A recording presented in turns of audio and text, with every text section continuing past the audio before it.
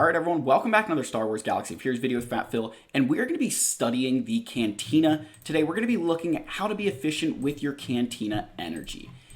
Efficiency with Cantina energy is probably the single most important thing you can do for your account in Galaxy of Heroes because it's not only the most expensive refresh, but it gates so many different things. Not only does it gate characters which can't be farmed elsewhere in a lot of instances, but also gates signal data, which is what you need for any of your, relics, for Galactic Legends, Star Killer, all this stuff that requires these, relic materials. This is the only place that you can actually farm it. There are ways to earn it passively, which we'll talk about a little bit, but this is the only place you can farm signal data. So we're going to talk about how to be efficient with your Cantina energy to ensure that you're able to farm as much signal data as possible. So smash that subscribe button, leave likes, and leave comments. Guys, we're trying to grow this channel as much as we can. We've hit 5,000 subscribers. Thank you so much. Let's keep pushing.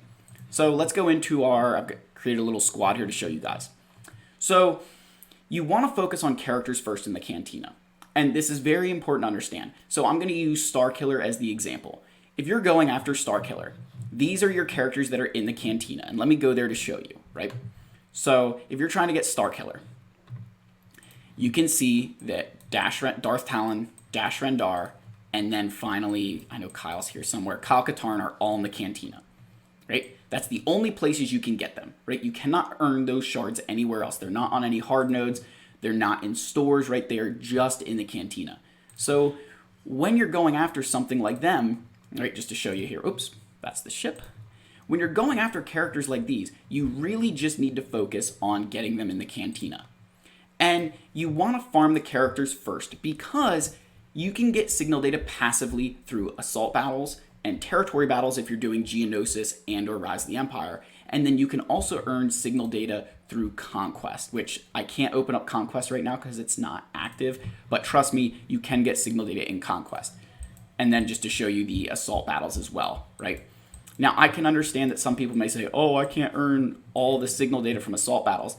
Even if you can get one assault battle to challenge tier 2, you're going to get 6 blue signal data and 10 white and green signal data every single month. So over the course of time, if you farm that for 3 months like you would for Star Killer, I think it'd take about 3 months to do each of those characters, roughly for most free-to-play players, right? You can earn, enough signal data during that time to save you probably 3 solid days of farming. Just passively, right? That's just stuff that you got over the course of time that you didn't actually farm in the Cantina. So you want to do characters first because you can earn that signal data passively and through other areas. So just one example I want to show you guys of being efficient, right? Characters first always. That includes Star Killer, Galactic Legends, anything like that. Always get the characters first because their shards don't pop up passively like signal data does. Now, the one area you do need to check is your daily login. I'm going to explain why. So Sith Assassin here is a requirement for the Leviathan. So if you don't have her farmed up, she is in the Cantina here. But right now, she's also in the daily login.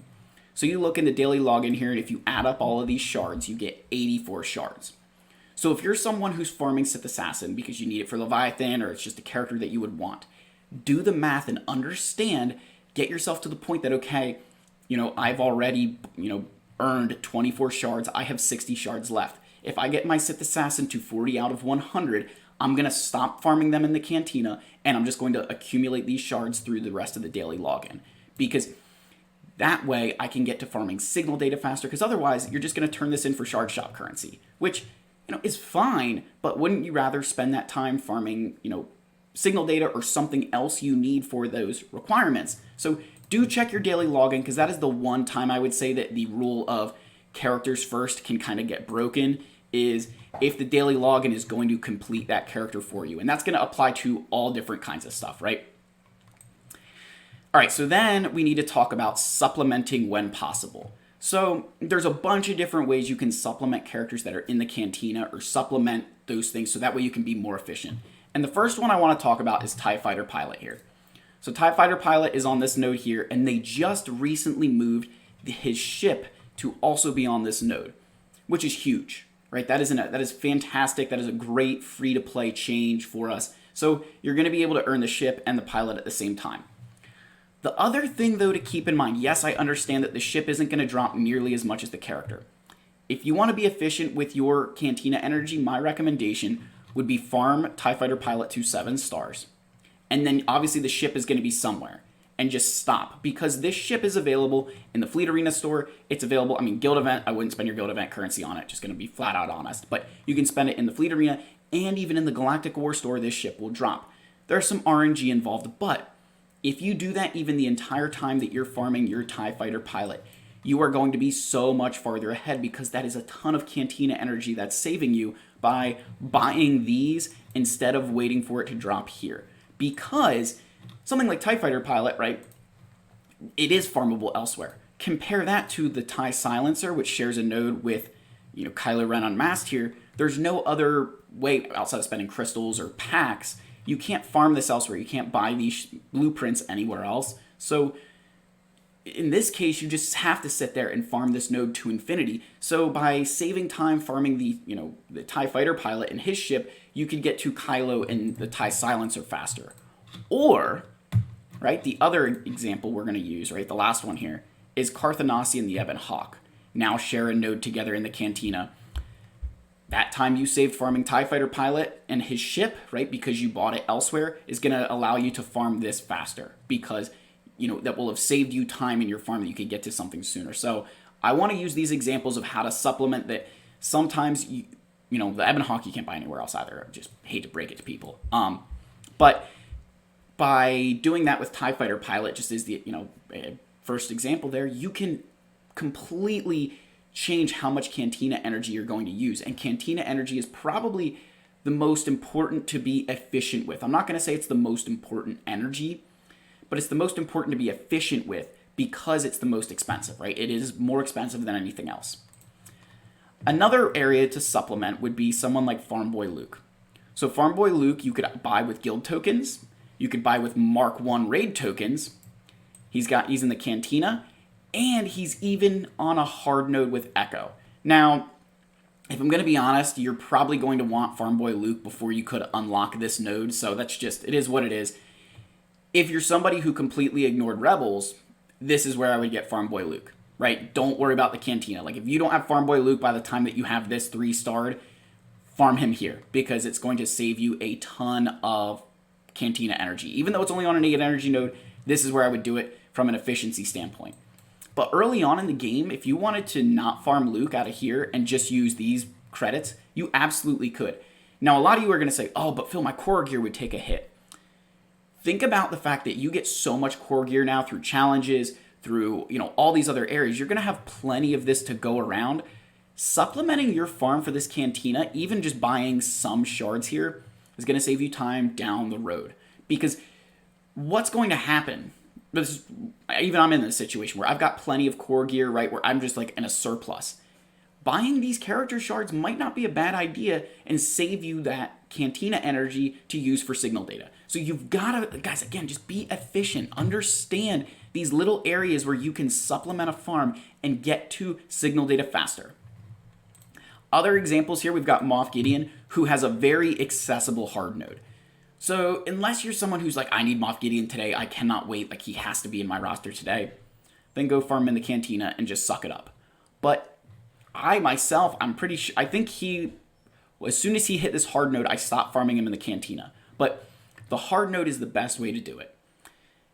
You're saving, I get that there's a lot of hard nodes to farm in this game, I completely understand that. But signal data and other characters in the Cantina store are so much more worth it, that for someone like Moff Gideon, who right now is not required for any kind of Galactic Legend Journey Guide character, don't waste your Cantina energy there. Cantina energy is so valuable. You don't get nearly as much of it. It's more expensive. You cannot afford to be inefficient with it simply because my advice always comes from the competitive standpoint, right? That from a competitive standpoint, you can't just chase, passion projects unless you're willing to not be as competitive, right? Which is fine. This is the way I always provide my advice. Count Dooku, another example here. He's in Bronziums. So by the time you get to Count Dooku and you're like, oh, I'd like to get Count Dooku, just bide your time. He's in Bronzium data cards. I have gotten so many character shards out of these over the years, right? I've 7-starred plenty of characters through Bronzium data cards. So someone like Count Dooku, unless you're ready to start that General Skywalker farm tomorrow, just wait, bide your time, get them through let those bronziums kind of accumulate, and then when you do need Count Dooku, maybe you have a giant head start and you don't need to worry about it. Kira is another example here where she is in the Cantina. Now, there's no other places to get her, right? She's in Galactic Bounties, and she's in one, I think, with like Enfys Nest and some other characters. So what I did was I farmed Kira through those Galactic Bounties. I never once touched her Cantina node, and that saved me, a ton of time, right? You think of the amount of crystals that I saved and the amount of time I saved because I just got her through a free means. So that's another supplement. And then finally, Biggs, don't ever farm his Cantina node. Do not farm this Cantina node. He's available in the Galactic War Store, which is a much more efficient, faster, and less expensive way to get him than Cantina. So again, just supplement those farms when you can. It's all coming back to signal data, which we'll get into. All right, I do want to show this. So Cal Kestis right now is on an 8 energy node, and he's a single shard drop, right? He's a single shard drop, right? But he's on an 8 energy node. Now you compare that to Geonosian Brood Alpha, who's accelerated, but on a 16 energy node. If you were to start both of these characters at 0 out of 330, the math says that you would effectively get 2 7-star at the same time for each character. Because yes, while Geonosian Brood Alpha is a 2 times drop, it costs 2 times as much to get him as it does to get Cal Kestis.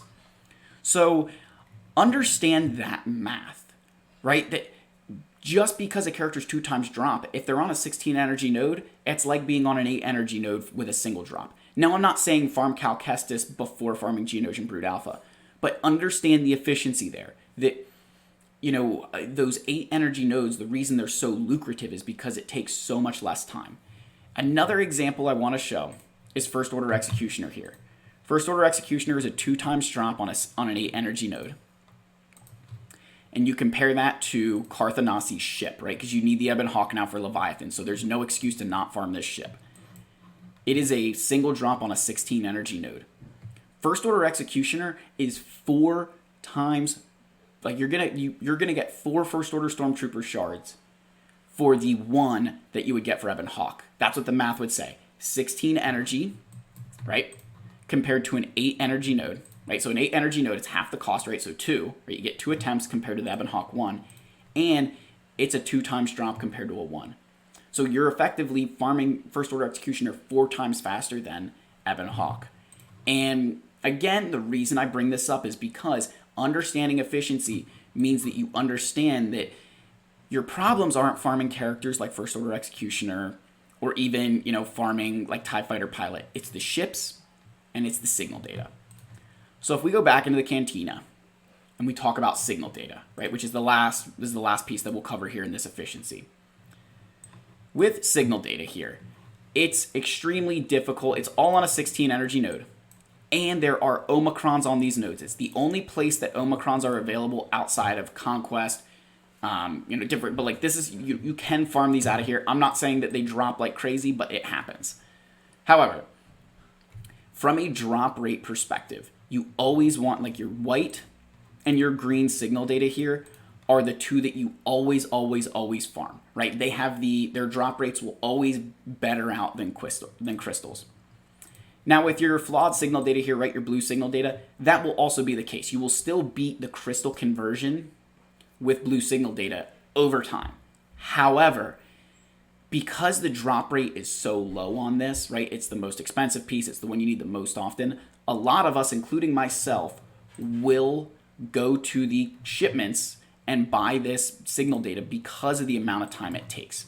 Just to show you guys the conversion here. If we come on down, come on. I know you're down here, buddy. I know we're down here. Come on. Oh, I wish there was a faster way to navigate this. All right, so here's 100 signal data for 1,500 crystals, right? 15 per piece. So if you're going to get more than, you need to get what, like 7-ish white signal. You're going to get plenty of signal data every single time you do 100 energy. It works out. Even here, your incomplete signal data, right? 20 per piece. You need to get 5 every time you spend 100 crystals. That's not that bad, right? I do more than that all the time. You're getting 6, 7, 8 all the time. With your flawed signal data, it's 50 of them for 1,500 crystals, which means you need that's a 30 crystal cost. So if you're getting 4 signal data every time you do this, right, you're going to be making money or saving crystals. So sure, you're going to get more than you'll probably average out 4. You'll probably average out about 4 if you do enough refreshes. But the time that takes, you think if you're only going to be able to do, say, 2, like the effectiveness of like 2 Cantina refreshes a day, and you're looking at that and you're like, man, that's only 8 blue signal data a day. That's going to take me forever to get to, these requirements, right? But if you're like, you know what, I'm going to farm the white signal data, I'm going to farm green signal data, and then I'll just save my extra crystals for the blue, which is what I'm going to do, right, to supplement. It's not the worst conversion rate. This is the one that I think a lot of us will actually purchase, because you're not so much saying that it's worth it in terms of like the cost, it's worth it in terms of the time that you're saving. So that's my way of being Cantina efficient. Guys, I know that I threw a lot at you. The big thing is characters first, right? You always want to get your characters first, because you're not going to get them passively like you do signal data unless they're the daily login, right? Which you want to check and make sure. Supplement when available. Look for those ways that you cannot spend Cantina energy and spend another resource, because Cantina energy is the one thing that gets you signal data. It's the only, it's so expensive. You can't afford to be inefficient with this stuff. And then just understanding, the 8 energy versus 16 energy and how that can play a role is if you're looking at something and thinking like Chrysanthemum right now. If we go just to Hut Cartel as an example here. I think a lot of players are probably making, and I don't know, maybe I should have made this earlier, but you look at Chrysanthemum here, and Chrysanthemum is on a 16 energy node at a single drop. A lot of people will farm Chrysanthemum before they farm Aura Sing, because Chrysanthemum's flashier. But you need Aura Sing for Jabba too, and Aura Sing's a 2 times drop rate. So if you want to be efficient, you farm Aura Sing first, and then hopefully Chrysanthemum becomes a double drop, and you'll be able to be more efficient, you'll be able to get that character faster. So that's the video, guys. Hopefully this helps you with your Cantina energy. Let me know what your guys' thoughts are down below. As always, smash the subscribe button if you haven't already. And if you're still watching and you're not subscribed, come on now. Just subscribe. Guys, I love all you. May the force be with you. And I'll see everybody in the next video. Cheers.